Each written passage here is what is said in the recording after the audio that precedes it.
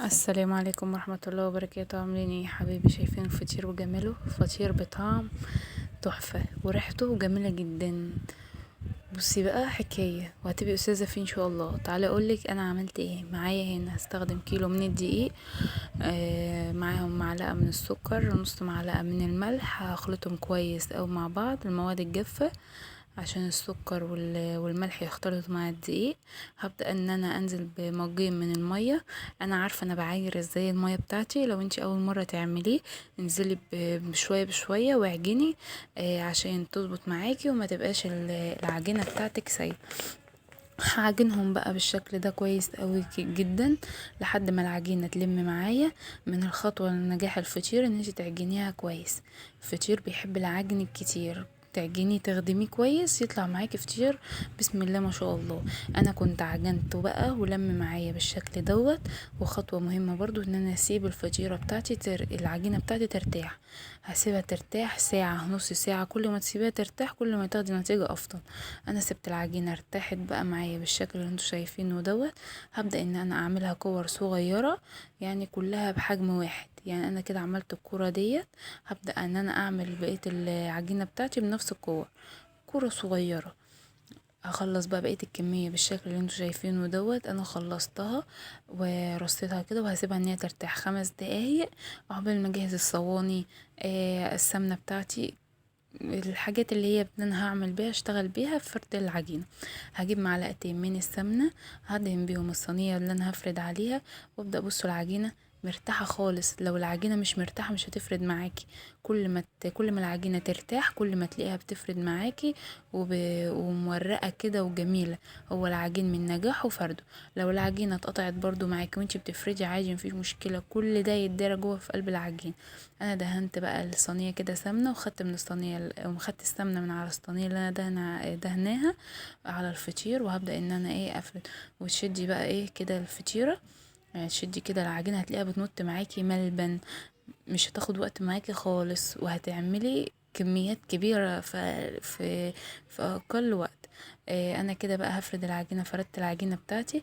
هبدا ان انا اطبقها بقى زي بطبق كده الكتاب، يمين وشمال يمين وشمال. ودهنيها سمنة، يعني ما تستخسريش السمنة في الفطير. الفطير بيحب السمنة الكتير. هبدأ بقى ان انا اقفلها كده، اليمين والشمال. بس قبلها هدهن دهنة سمنة، دهن السمنة زي ما انتوا شايفين كده. هقفل بقى الجوانب، يعني قفلت الجانب ده كده. ولو لقيت جانب مطوي ولا حاجة يعني متطبق هروح فرداه ان العجينة ما تبقاش مكلكعة معايا. هفرد بقى العجينة بالشكل دوت اهوت. شفتوا انا بتنيها ازاي؟ يعني بتنيها 2 4 اهو بالشكل ده. بشد العجينة كده واتني بالمنظر ده واجيب العجينة من الناحية التانية واشدها. وابدأ بقى اعمل اروح ركناها على جنب. وافضل ان انا اعمل العجين بتاعتي، الكور بتاعتي بنفس الطريقة دي. كل فطيرة بتاخد 4 كرات. دي الفطيرة الوسط. عايزاها فطيرة كبيرة زودي لو انت حابة الفطيرة تطلع معاكي تخينة ومرقة اكتر واكتر. بس هي الوسط تبقى 4 كرات تطلع معاكي حلو. هعمل برضو بنفس الطريقة واحدة كمان بالشكل اللي انتوا شايفينه دوت كده. وهفردها كويس، هفضل افرد فيها من النص لبره. تفضلي تفردي من النص لبره كده هتتفرد معاكي كويس قوي. ولو مسكتي لو عندك على طبلية مدورة تساعدك اكتر واكتر ان انتي تفرديها.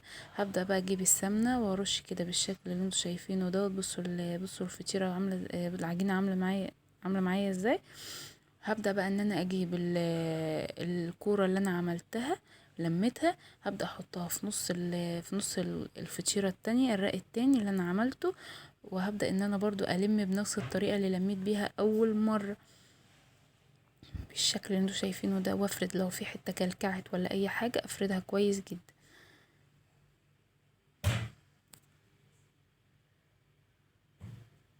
اهو. انا كده لميتها.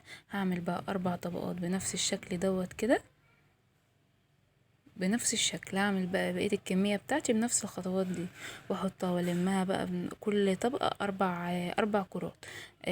انا عملتها بالشكل دوت ودهنتها برضو، دهنت الوش بتاعها سمنة وسبتها ان هي ترتاح. زي ما قلتلك سيب الفطير بتاعك يرتاح كويس، هيطلع معاكي زي الفل. كده انا حطيته بقى في الصواني واسيبه ان هو يرتاح خالص، يجي نص ساعة كمان او 10 دقايق، وقبل ما اولع الفرن واسيبه يسخن قوي، عشان الفطير ما بيخشش الا على فرن سخن. كده بقى كانت الفطيره بتاعتي ان هي ارتاحت. هبدا بصوا عامله ازاي، شفتوا الفقاقيع البالونه اللي طلعت دي ان هتطلع معاك الفطيره مورقه، وبسم الله ما شاء الله حاجه كده تحفه. هبدا بقى ان انا افرد الفطيره بتاعتي بالشكل دوت، متخليها ولا تخينه ولا رقيقه يعني، وتخلي سمكها وسط عشان ما تبقاش رقيقه قوي معاك. كل ما تفردي فيها كل ما تبقى رقيقه، لا يعني تخليها وسط كده، وتسويها كويس قوي مع بعضها علشان الفطيره تطلع ولا حته تخينه ولا حته رقيقه، تطلع كلها بسوي واحد. خلص بقى بقيه الكميه بتاعتي بالشكل دوت. اللي هيجرب الطريقه دي يا جماعه، الفطير مفيش اسهل منه واسرع منه، ما في يعني مش هياخد في ايدك وقت خالص، والفطير عامه طعمه بيبقى حكايه. كده خلاص بقى خلصت الكمية بتاعتي بنفس الطريقة ديت، وهبدأ ان انا ادخلها الفرن. بصوا شايفين الفطيرة نفخت معايا ازاي؟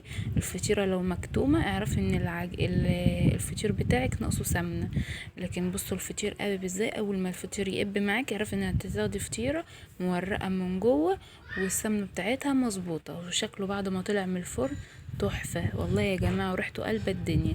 ما تنسوش بقى اللايك والشير وسبسكرايب للقناة وتفعلوا زر الجرس عشان يوصلوا كل جديد. والسلام عليكم ورحمة الله وبركاته.